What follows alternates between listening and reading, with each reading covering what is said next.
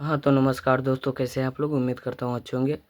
आज की इस वीडियो में हम लोग क्लास 10th हिंदी का गोधूली जो भाग है उसका चौथा चैप्टर नाखून क्यों बढ़ते हैं ये पढ़ने वाले हैं। इसका लेखक है हजारी प्रसाद द्विवेदी। इसमें टोटल ऑब्जेक्टिव कितना है, इसमें टोटल ऑब्जेक्टिव 41 हुआ है। तो एवं इसका ऑब्जेक्टिव एंड सब्जेक्टिव दोनों से सॉल्व करेंगे। तो आइए सॉल्व करते हैं। आपका पहला सवाल है, सिक्कत का अर्थ क्या होता है। सिक्कत का अर्थ होता है मोम यानी मोमबत्ती। दूसरा क्वेश्चन है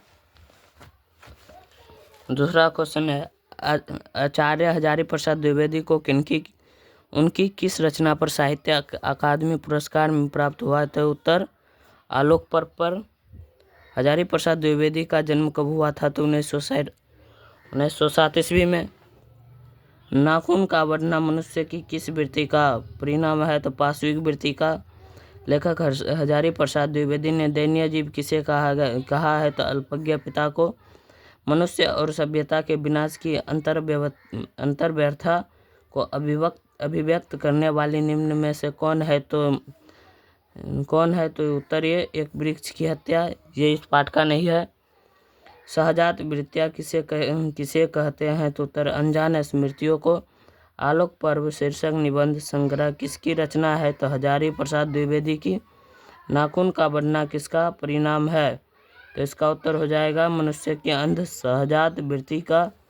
आदमी के नाखून क्यों बढ़ते हैं, यह प्रश्न लेखक से किसने पूछा। तो छोटी लड़की ने। 11 नंबर क्वेश्चन है हजारी प्रसाद द्विवेदी ने निर्लज अपराधी किसे कहा है। तो नाखून को। 12 नंबर क्वेश्चन है अनाम दास का पोथा उपन्यास किस लेखक की कृति है। तो हजारी प्रसाद द्विवेदी। किस देश के लोग बड़े बड़े नाखून पसंद करते हैं। तो गौड़ देश के लोग। पुराने का मोह सब समय वांछनीय ही नहीं होता। यह पंक्ति किस शीर्षक पाठ की है। तो नाखून क्यों बढ़ते हैं। 15 नंबर क्वेश्चन है किसने कहा था कि सब पुराने अच्छे नहीं होते, सब नए खराब नहीं होते हैं। तो उत्तर कालिदास। द्विवेदी जी से किसने पूछा था नाखून क्यों बढ़ते हैं। तो लड़की ने। नाखून क्यों बढ़ते हैं पाठ में बूढ़े ने सबसे बड़ी चीज किसे माना है। तो उत्तर हो जाएगा प्रेम को। लेखक के अनुसार मनुष्य का नाखून किसके जीवंत प्रतीक है। तो पार्श्विक वृत्ति का।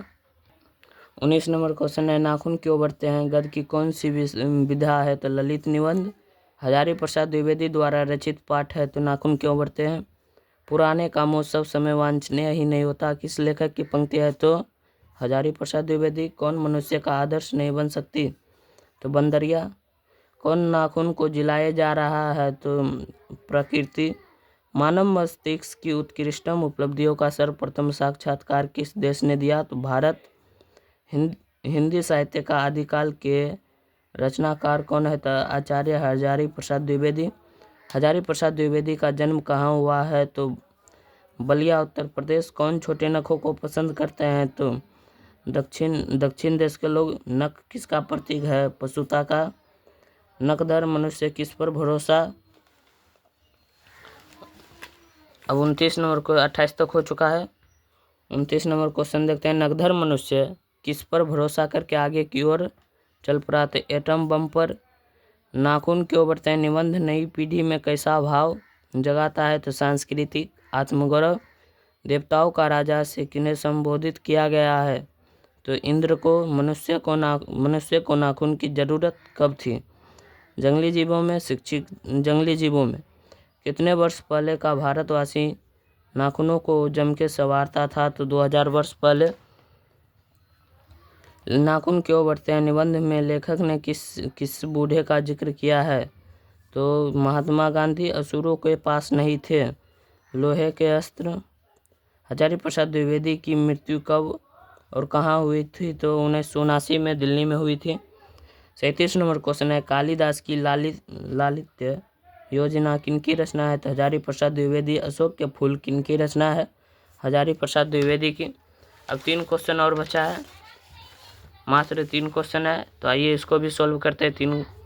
39 नंबर क्वेश्चन है द्विवेदी जी को आलोक पर्व पर कौन सा पुरस्कार मिला है। तो साहित्य अकादमी पुरस्कार।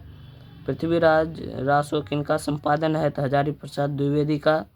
कौन सी रचना हजारी प्रसाद द्विवेदी की नहीं है? अशोक की फूल ये द्विवेदी जी की है। वानभट्ट की आत्मकथा ये भी माटी की मूर्ति ये नहीं है द्विवेदी जी की रचना। तो यहीं पे इस वीडियो को समाप्त करते हैं। उम्मीद करता हूँ कि आप लोगों को समझ आया होगा। तो धन्यवाद। पूरा वीडियो आप लोग देखिएगा और देखने के बाद इस चैनल को सब्सक्राइब कर लीजिए और इस क्लास को लाइक करके शेयर कर दीजिए। तो यहीं पे इस वीडियो को समाप्त करते हैं।